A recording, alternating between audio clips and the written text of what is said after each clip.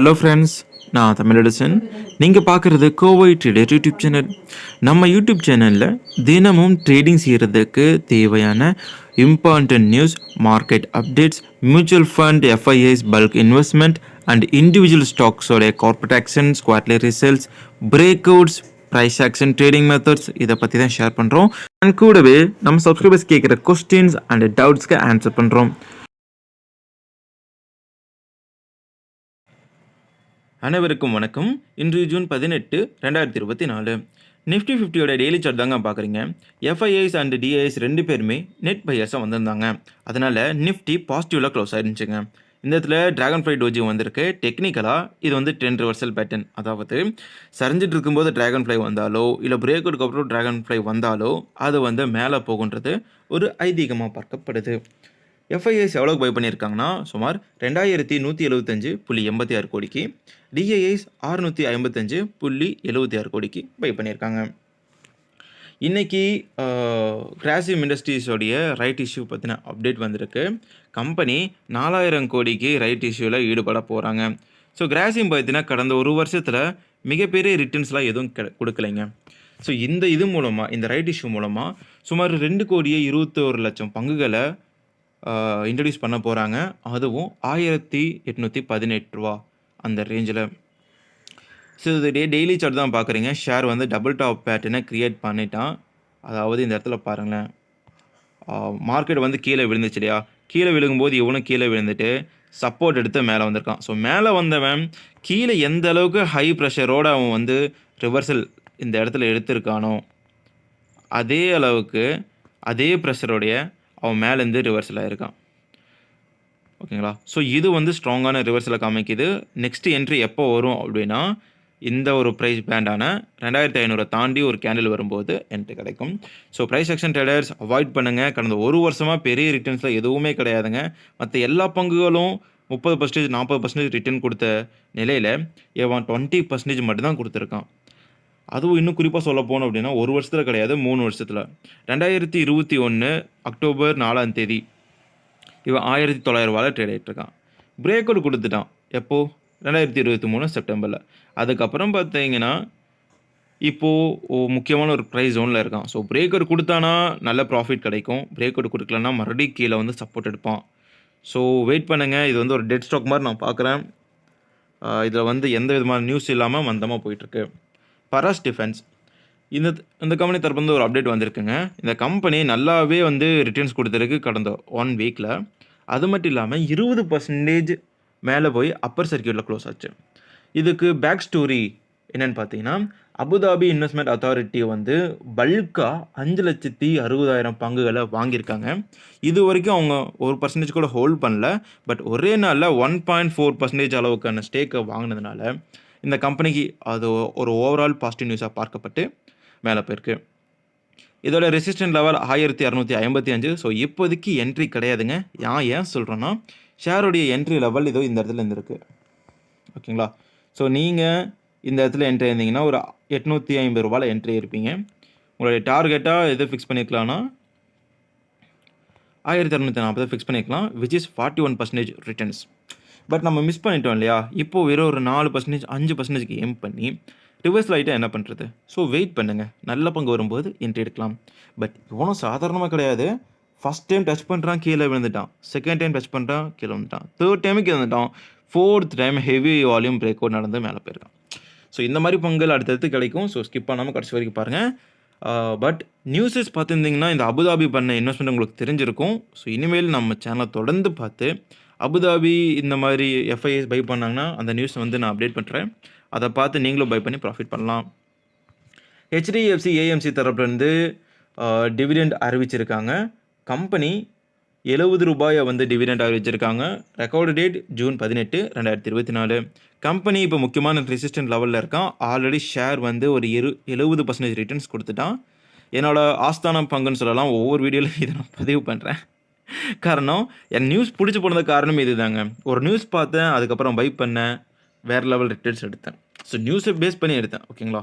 So அதனால தான் எனக்கு இது ரொம்ப பிடிக்கும். இதுலேருந்து எனக்கு நியூஸ் மேலே ஒரு இன்ட்ரெஸ்ட்டே வந்துச்சு. ஹெச்பிசிஎல் தரப்புலேருந்து ஒரு அப்டேட் வந்திருக்கு. அது என்னென்னா, கம்பெனி வந்து போனஸ் இஷ்யூ பண்ணுறாங்க. 2:1, அதாவது 2 பங்கு வச்சுருந்தீங்கன்னா உங்களுக்கு ஒரு பங்கு கிடைக்கும். இதோட கரண்ட் மார்க்கெட் ப்ரைஸ் பார்த்தீங்க அப்படின்னா 536.30. இவங்க கரெக்டாக 9 டே மூவிங் ஆவரேஜில் இருக்காங்க. இந்த கம்பெனி எம்ஜி மோட்டார்ஸ் இருக்கு இல்லைங்களா, Morgan garage Morris garage something, அந்த கம்பெனி கூட ஒரு பார்ட்னர்ஷிப் போட்டிருக்காங்க. அதன் மூலமாக EV சார்ஜிங் இன்ஃப்ராஸ்ட்ரக்சரை வந்து டெவலப் பண்ண போகிறாங்க. இவங்களுக்கு வந்து ஏகப்பட்ட அவுட்லெட்ஸ் இருக்குது இல்லைங்களா, அந்த எல்லா இடத்துலையும் வந்து சார்ஜிங் ஸ்டேஷன் கொண்டு வந்து அவங்க டெவலப்மெண்ட் பண்ண போகிறாங்க. ஸோ இது மூலமாக ஒரு எக்ஸ்ட்ரா இன்கம் இவங்களுக்கு கிடைக்கும். ஸோ இந்த போனஸ் ஒரு நல்ல ஒரு செய்தியாக இருக்கும். பிபிசிஎலுக்கும் பார்த்தீங்கன்னா 1:1 போனஸ் அறிவிச்சிருந்தாங்க. அதோடைய ரெக்கார்டு டேட் ஜூன் 22. ஹெச்பிசிஎலுடைய ரெக்கார்டு டேட் வந்து பார்த்தீங்கன்னா ஜூன் 21. எல்என்டி தரப்புலேருந்து ஒரு அப்டேட் வந்திருக்கு. இந்த கம்பெனி பார்த்தீங்கன்னா கடந்த வாரத்தில் நியூஸஸ் ரைட் இஷ்யூன்னு ஏகப்பட்ட இடத்துல ட்ரெண்டிங்காக வந்துச்சு.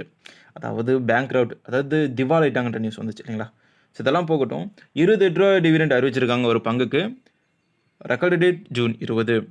$3,687.80 கரண்ட் மார்க்கெட் ப்ரைஸ்.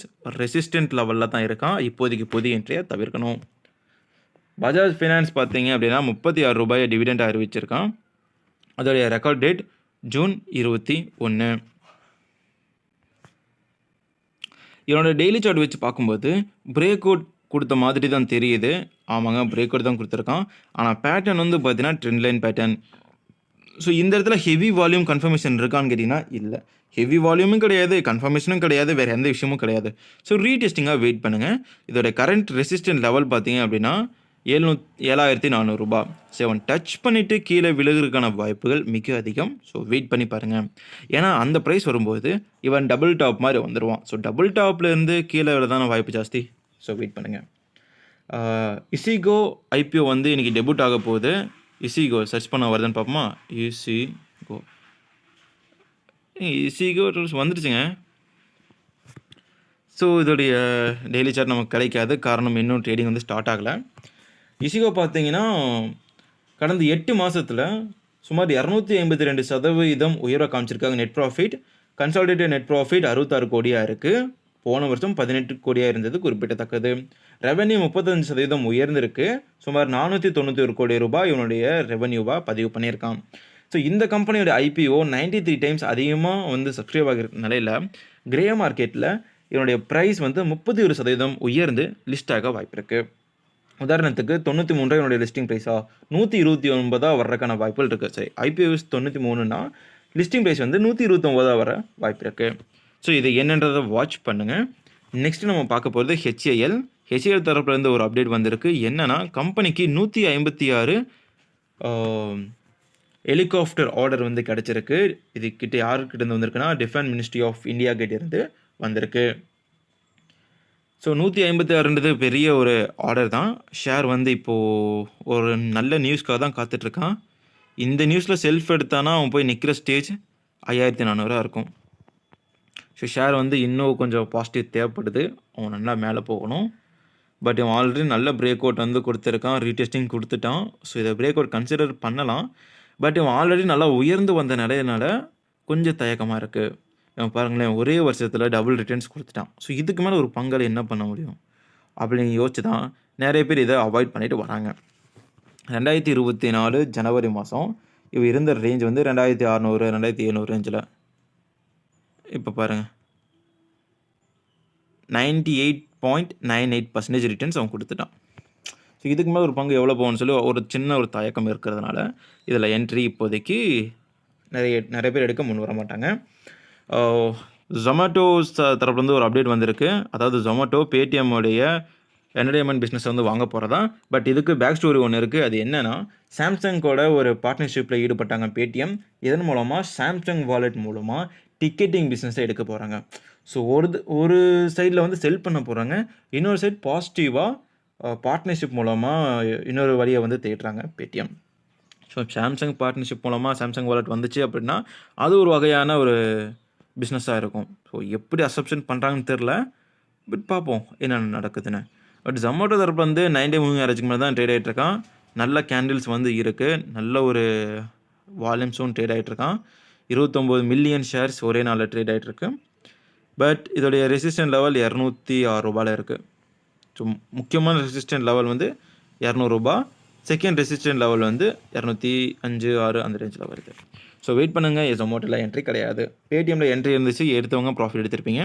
குருநர் பார்த்தீங்கன்னா குருநர் ரினியூவபிள் எனர்ஜி. ஸோ இவங்க பயோகேஸ் ஃபேக்ட்ரி செட்டப் பண்ண போகிறாங்க. அந்த கம்பெனி பார்த்தீங்கன்னா குஜராத்தில் லொக்கேட் ஆக போகுது. ஸோ இது வந்து ரொம்ப முக்கியமான விஷயம் பார்க்கப்படுது. பிகாஸ் இவங்க வந்து ஒரு ஏஷியாவோட second largest compressed biogas manufacture கூட டைப் பண்ணுறாங்க. ஸோ இது வந்து க்ரூட் ஆயில் இம்போர்ட் பண்ணுறதுக்கு ஒரு மாற்றாக இருக்கும்னு நம்பப்படுது. டிசிஎஸ் ஆன் ஃபயர்னு தான் சொல்லணும். பிகாஸ் ரீசெண்டாக 194 மில்லியன் அமெரிக்கன் டாலர்ஸ் ஃபைனாக போட்டாங்க யூஎஸ் கவர்மெண்ட். ஸோ இப்போ ஹெவியான ஸ்ட்ராங் ஆர்கியூமெண்ட்டில் ஈடுபடுறாங்க. பார்ப்போம், இதில் ஜெயிச்சிட்டாங்க அப்படின்னா அவங்க கண்டிப்பாக இந்த பெனால்ட்டி வந்து கம்மியாக வாய்ப்பு இருக்குது. பட் பெனால்ட்டி இருந்து தீருன்ற மாதிரி அனலிஸ்ட் தரப்பு இருக்குது. எல்டிஐ மைண்ட்ரி பார்த்தீங்கன்னா ஒரு அப்டேட் கொடுத்துருக்காங்க. ஸோ அது என்னென்னு பார்ப்போம். அதுக்கு முன்னாடி டிசிஎஸ் ரெசிஸ்டண்ட்டில் தாங்க இருக்கான். பட் 90 மூவிங் மேலே இருக்கான். ஸோ ஹெவி வால்யூமில் பிரேக் நடக்கணும். பட் கரண்ட் சுச்சுவேஷன்ஸ் அப்படி கிடையாது. ஸோ நம்ம வந்து வெயிட் பண்ணி தான் பார்க்கணும் எதுவாக இருந்தாலும். எல்டிஐ மைண்ட்ரி ஃபினான்ஸ்லாம் வருது இங்கே வந்துச்சு. ஸோ இது வந்து 4500% டிவிடெண்ட் அறிவிச்சிருக்காங்க. Which is 45%. Record date June 19. So இவன் நல்ல சரிவில் இருந்து இப்போ தான் மீண்டு வந்துக்கிட்டு இருக்கான். நல்ல பிரேக் அவுட்டும் கொடுத்துட்டாங்க. ஸோ இந்த இடத்துல கன்ஃபர்மேஷனும் இருக்குது. பட் என்ன பண்ணுறது, ரெசிஸ்டன்ட் 2ல் ஸ்டக் ஆகிட்டான். ஸோ ப்ரைஸ் செக்ஷனை பொறுத்த வரைக்கும் கிளியரான பிரேக் அவுட்னா பிரச்சனையே கிடையாதுங்க. பட் இந்த மாதிரி ரேஞ்சிங்க பிரேக் அவுட் கொடுக்குறான்னா நம்ம அடுத்த லெவல்ஸை யோசிச்சுக்கிட்டே இருக்கணும். இங்கே பாருங்களேன், இங்கே ஒரு இது வந்திருக்கான். ஸோ நண்பர்களே, இந்த வீடியோ ஸ்கிப் பண்ணாமல் கடைசி வரைக்கும் பார்த்த எல்லாருக்கும் நன்றி. ஸோ ஷேர் சக்ஸஸ்ஃபுல்லாக 4981 ஹெவி வால்யூமோட நல்ல கேண்டலோட பிரேக் அவுட் கொடுத்துட்டான். பட் செகண்ட் இதுவும் அப்படி கிடையாது. கேண்டில் ஓரளவுக்கு தான் இருக்குது, வால்யூம் ஓரளவுக்கு தான் இருக்குது. ஸோ வால்யூம்ஸ் டைல்யூட் ஆன மாதிரி தெரியுது. ஒரு சின்ன அப்வர்ட் மூமெண்டம் அப்செட் பொட்டன்ஷியல் இருக்கிறதுனால 5261 ரூபா 95 பைசா போகிறதுக்கான வாய்ப்புகள் இருக்குது. ஸோ ஹோல்டு பண்ணுங்க. இன்னும் சேல் சிக்னல் வரல. And then last but not least இருக்க மாதிரி automobile corporation of Goa. So அவங்க டிவிடெண்ட் வந்து அறிவிச்சிருக்காங்க. அது என்னன்றதை பார்ப்போம். அண்ட் தென் ஜிந்தால், அதுக்கு முன்னாடி ஜிந்தால் தான் நம்ம பார்க்கணும். ஜிந்தால் வந்து இன்னொரு புது கம்பெனி அக்வயர் பண்ணியிருக்காங்க. சுமார் ஒரு 1618 கோடி ரூபா செலவு பண்ணி அந்த அக்யூரேஷன் நடந்திருக்கு. லாஸ்ட்டாக இருந்த பங்குகளை வந்து 278 கோடி செலவு பண்ணி வாங்கிட்டாங்க. அந்த கம்பெனி நேம் வந்து குரோமி ஸ்டீல்ஸ் பிரைவேட் லிமிடெட். இதன் மூலமாக அவங்களுடைய பிஸ்னஸ் அண்டு சப்ளை ஓரளவுக்கு சமாளிக்க முடியும் அப்படின்ற மாதிரி ஒரு பிளானிங்கில் அவங்க இருக்காங்க. இவன் ஆல்ரெடி நல்லா உயர்ந்துட்டான். எனக்கு தெரிஞ்சு 200 ரூபாயில் இவனை பார்த்த மாதிரி ஞாபகம் இருக்கும். எங்கேயோ பார்த்துருக்கேன் 200 ரூபாயில். எப்போ பார்த்தேன் ஞாபகம் இல்லை. ஓகே அது நான் மார்க்கெட்டுக்கு வந்த புதுசில் பார்த்தது. ஓகேங்க. ஸோ அந்த ரேஞ்சு 203 ரேஞ்சு அப்போ பார்த்துட்டு இவன் இந்த ரேஞ்சில் இருக்கான். பட் எந்த பிரேக் அவுட் இல்லையே நினச்சிட்டு நான் ஸ்கிப் பண்ணிவிட்டு போயிட்டேன். இப்போ நான் வருத்தப்படுறேங்க. 3 வருஷத்தில் இவ்வளோ பெரிய ரிட்டர்ன்ஸ். ஸோ பட் பரவாயில்ல. இப்போ பார்த்தீங்க அப்படின்னா மேலே ஹேமர் பேட்டர்ன் வந்திருக்கு. ஸோ இது வந்து ஒரு ட்ரெண்ட் ரிவர்சல். ஷேர் கீழே விடுறதுக்கான வாய்ப்புகள் இருக்குது. ஸோ கொஞ்சம் பொறுமையாக பாருங்கள். ஏதாவது ஒரு நல்ல என்ட்ரி கிடச்சுன்னா மட்டும் என்ட்ராங்க. ரெசிஸ்டன்ட் லெவல் பக்கத்தில் தான் இருக்கும். ஸோ அவசரப்பட்டு என்ட்ரி எடுக்க வேண்டாம். தேங்க்ஸ் ஃபார் வாட்சிங். Tata, bye bye.